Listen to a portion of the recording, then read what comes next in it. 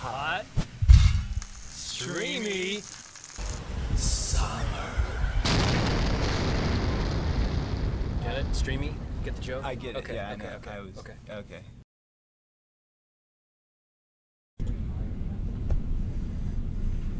Hey folks, Max here. I want to make sure that you can see and hear me clearly from here. So,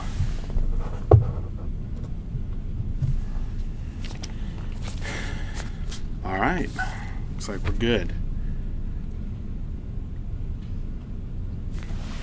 Excellent. So, time for another story time with Max. I am Max Porter. If you don't know me, I am the lore keeper, editor, writer, board game designer, and various other things here at City State Entertainment. And today I figured, is it not picking me up? Is it not focusing? Today I figured since we have made our way through various streams, through Golems, the Golem Becoming story, parts 1 and 2, why not read part 3? So we will go through as much of part 3 as we can. I'm pretty certain that there's it's a little too long to fit into the time we have, but we can finish it later. And of course, this story, is like all of our other stories, is up on our website in the lore section, so you can find it there. Mubat has the links to our website, and yeah, I'm gonna make sure that all is well. Will we be needing snacks? It's up to you, Luriel. That is up to you. So, here we go. The Becoming Golems, Part 3. The Kilnborn, Part 3. When the meal was over, Yosef waved his massive hand at the little golems that ran about his adobe house, shooing them outside. They laughed at him in a shower of sparks, while the smallest twined herself into her mother's clothing, staring shyly at the human guest, although she was nearly his height and twice as heavy. The historian from Arthur's court wiped his mouth and sighed, too full to stuff himself with any more of the roasted nuts and grapes that had ended the meal. It was with slight regret that he reached for his pen and ink once more. Shall we continue the tale, then? Yosef rumbled, deep within, churning the furnace of his body. We shall.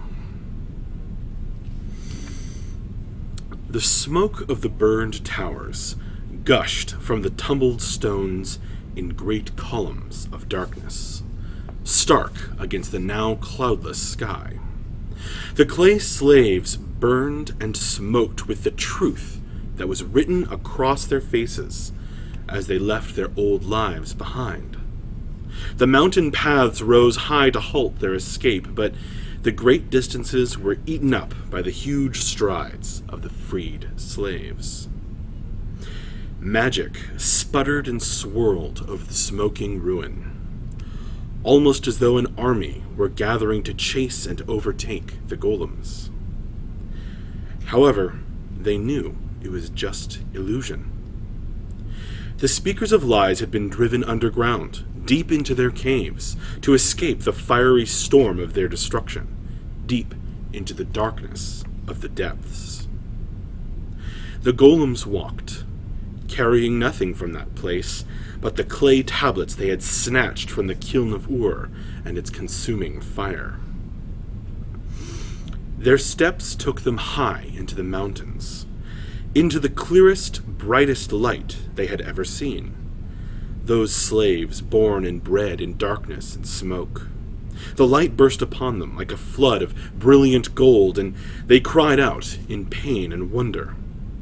Though they had never seen such light before, it felt like coming home to a birthright they never had. The voiceless opened their new mouths and sang, their voices sharp and unused, but full of joy. The sun shone down like a grandfather who loved them. The wind blew to cool them, and it carried the scent of their hot clay over the peaks. They straggled and crowded each other, taking in each new sight with awe. Soon the golems were dispersed over the mountains in uneven groups, meandering and losing their way. They had never spent time in such wide-open space, with vistas of the land round about on every side. They stared and sang and listened to each other's voices, though they soon could hear only echoes of other golems through the valleys. It was Maharal, stiff and limping, who pushed to the front of the golems and took a deep breath. She sent a spout of smoke into the air, a pillar that guided them. Following her signal, the golems came together and found their way over the tall mountains. There was little life high in the coldest reaches. Maharal led them, stumbling but holding her head high. They had no trouble navigating the night's darkness, used as they were to the starlight, and aided by their own flames. They came to plateaus up in the mountains, where hard-bitten Vikings lived, buffeted by winds and drenched by cold rain. The folk here led a hard life, and they had become hard to live it. The houses were tall, built with sloping roofs for the harsh winters. The golems approached the town cautiously. They wondered who lived here, out in the open. It was so very different from the slavers' caves where the golems had been imprisoned. So the clay giants gathered around the first building in the village, as a strange old man came out to talk to them. He carried a naked blade in one hand, lightly, though it was tall as he was. His fist clenched around the handle as he looked up at the bent and cracked Maharal and asked, "Who are you, and what do you want?" In the voice that was burnt and broken with practice, Maharal responded, "We are the Kilnborn, and we are looking for a new home." The man appeared to consider, stroking his grizzled chin. He had one blind eye, whitish blue in hue, that stared vacantly, while the other, sharp black pupil, scanned over the smoking golems who were coming over the ridge. "You have come to a Viking village to look for a new home? Out of the lands controlled by the speakers of lies?" "Yes." Maharal looked back over her entourage with him as they slowly came over the ridge. There was tension in the man's face. A muscle twitched as he looked up at the massive smoking figures. "Well, you look strong. We need strength here. The winters are harsh, and we must build better shelter if we wish to survive." "We will help you." "But know this," said the man's wife, stepping out of her old, large, wooden house. "We are no fools. We have heard stories of what you've done before you came here. If you can change, well then, you may build our walls. If you cannot change, know that we are warriors to the bone and do not suffer evil creatures here." Maharal nodded slowly. "We are not evil creatures, and we have much to learn. We will gladly build with you." The Vikings looked at each other, and something unspoken seemed to pass between them. The golems entered the town. The Vikings made a little space for them within the town, and the Kilnborn built shacks and huts with the chalky clay and stones of the mountains. The leaves fell in clusters, showers of color like bright ash, as a wall went up around the town. The golems were expert builders, and they soon found they could build higher and faster and farther than any of the Vikings in the little town. The Kilnborn traded their work for sustenance, and they tried to make friends with the harsh folk, but it was extremely difficult. The Vikings looked askance at the huge clay creatures that burned and smoked like a furnace, and knew nothing of their traditions. Many of the golems would sit on stones, staring out at the mountain vistas, while their compatriots worked on the walls. They were tired, and the spirit of freedom was too much for them. They were too used to being driven forward with whips and horrible visions by the speakers of lies. Maharal was not one of these. Nor was Dina, a strong-willed golem, who took over the construction work when Maharal's burned and cracked body gave out in exhaustion, and the old golem had to rest. It was dangerous work, for the wall rose high and broad, a sturdy protection from the winds of winter that were slowly rising from the peaks. By the time the first frost came, the walls were nearly completed.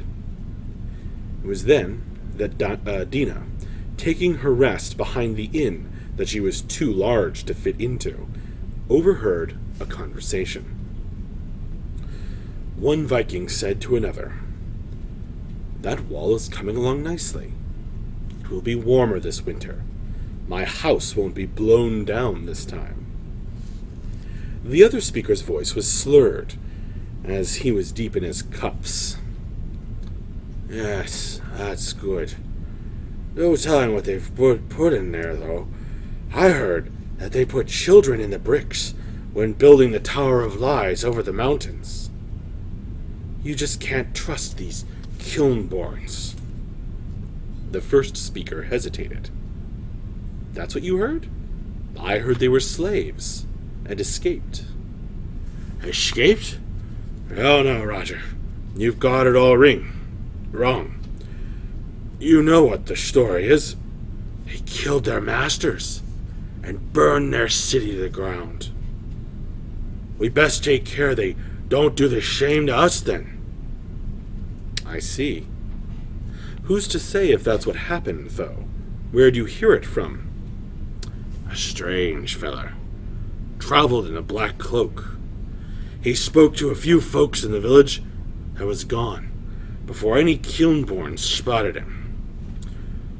What we don't know is if they're really gonna drink blood, like they say." "Like who say?" "The overseer, he called himself. The ones that were talking, the chief. Him and the overseer. It's been said, not by me, mind you, it's the whatchamacallit. They sacrifice to make these golems. Horrible. The depths magic makes them. We better watch out." "Well, we'll keep our eyes open. I'm uncomfortable around them, it's true. We could never be battle brothers. But they're good builders, no denying that." "And not for me to deny it. They are good builders, but you just have to be careful. It's not like a real Viking builder. It's just not the same. It's a bit awkward, and you can't ever relax." They always tell the truth. If you ask them what they think, they will tell you, straight out. No filter on their words. They aren't the cleverest. Can't trust anyone that claims to tell the truth all the time, eh? The overseer in the cloak said honesty is meaningless to him because words are just that, just what they think. got to be completely human to be a battle brother. Or at least you got to have real skin, real blood that's yours inside you, and not taken from some poor slave. Dina, listening, was frightened and saddened. The Golems would never be fully accepted here. They would never be battle brothers with the Vikings. Dina went to speak with Maharal, but she was working on the wall, directing the Golems as they laid in the mighty stones of the gate that would provide entry to the town. Several Vikings stood about, including the grizzled warrior who had met them at the front of the town when they had first come here.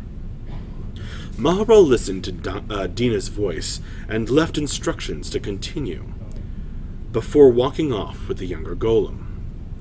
She was told of the conversation overheard, and she understood that their time here would not last. But the Golems were too disorganized and too tired to move on. They liked living here in a settled area. They liked the protection the Vikings offered. So, the time passed in toil and peace, as the last of the leaves blew by on the wind and the frost began to creep down from the white peaks. Soon the Golems were huddling together for warmth, their hot bodies burning away the chill. The Vikings were glad enough of the heat and the walls when the snows came, and great winds tore across the plain on wings of death. There were no houses blown over this year, and no one was homeless and frozen in the whiteness as it descended. Food was shared all through the town, and everyone kept life and limb together. Old, wizened elders would sit by the fire and tell stories and to share gossip. Into the firelit circles of these long winter evenings, when none of the Kilnborn were around, there came a stranger in a dark cloak. In a melodious voice from deep within his hood, he joined the storytelling with a twisted tale. It was the story of a tall man, a fiery beast, that took a Viking child and smothered him in the snow to make more of his kind. The story grew in the telling, twisted as it was, and although no name like Golem or clay creature was mentioned in the story, everyone knew what was meant. Several of the elders whispered that the stranger was hidden beneath strong illusions, but could do little to alleviate the power of the insidious tale in the younger leader's ears. By the time that spring melts had begun tearing down the mountainside, the story was running rampant through the town.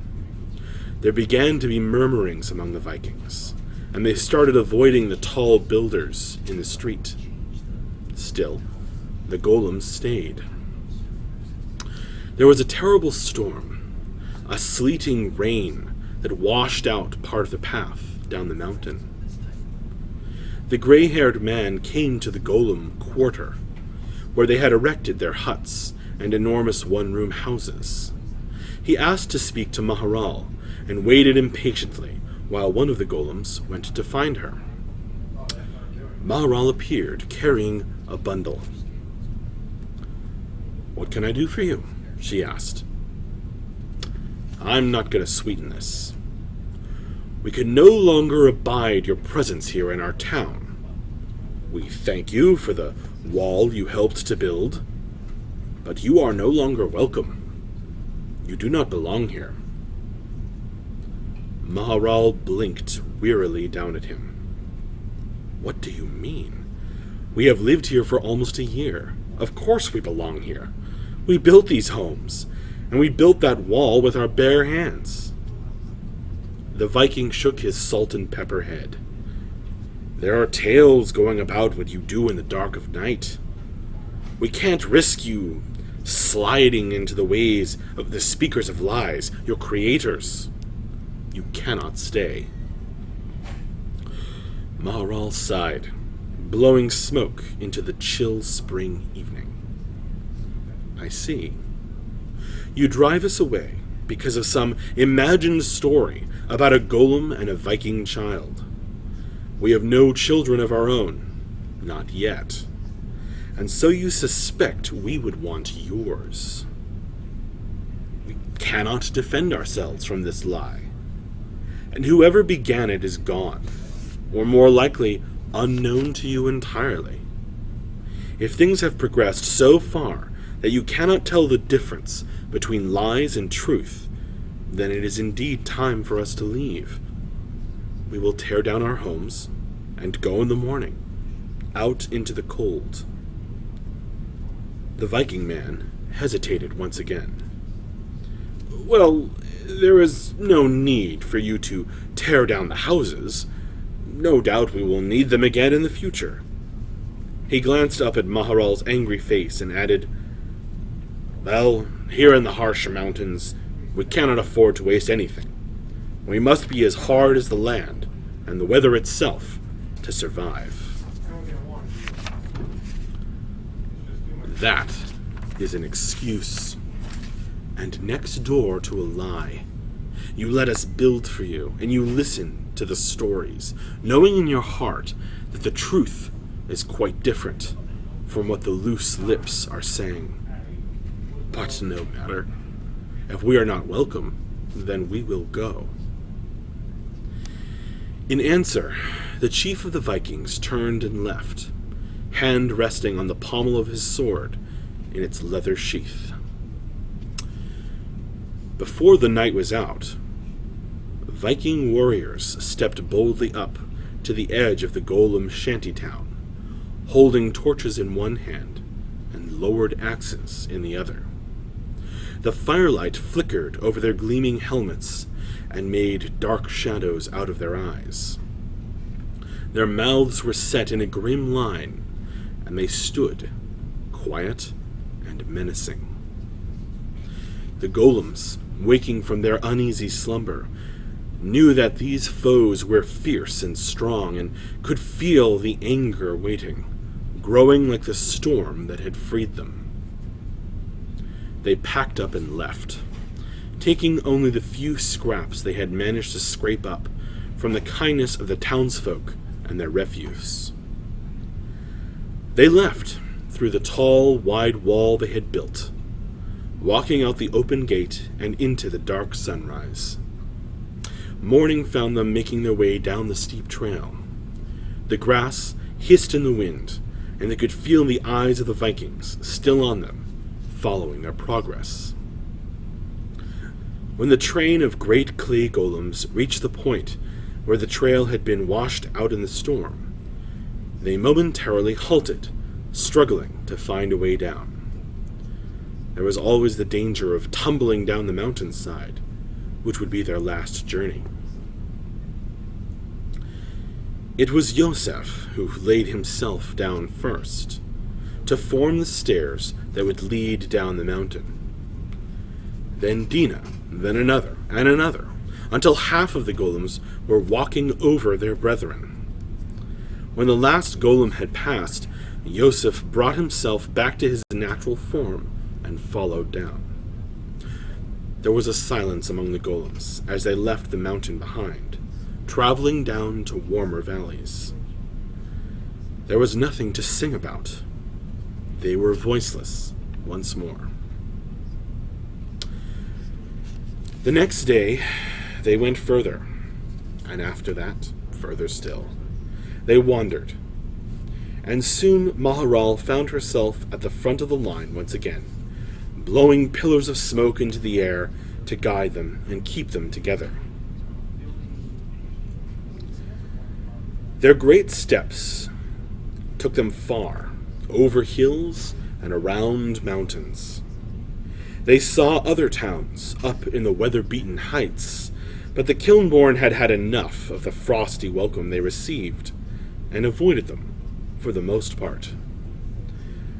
Only going into town to trade the few things of value they picked up on their travels for food and necessities. They wandered far and came to a warmer climate. They left the mountains behind and found themselves on the edge of a vast forest. And that is a good place to stop here in the Golems story, part 3. The Golems Becoming story, part 3. Join us tomorrow for more streaming. I don't remember at the moment. I'll go and type it in to chat when I get back to my desk. And I don't remember exactly what we're going to be doing, but I'm sure it will be good fun. Yeah, see you next time. See you tomorrow. Thanks again for joining me and listening to the story. Hopefully, next time we do Story with Max, we can watch or listen as the Golems delve into the lands of the Tuatha De Danann, seeking acceptance. So with that, I'm going to turn the stream off, and see you later.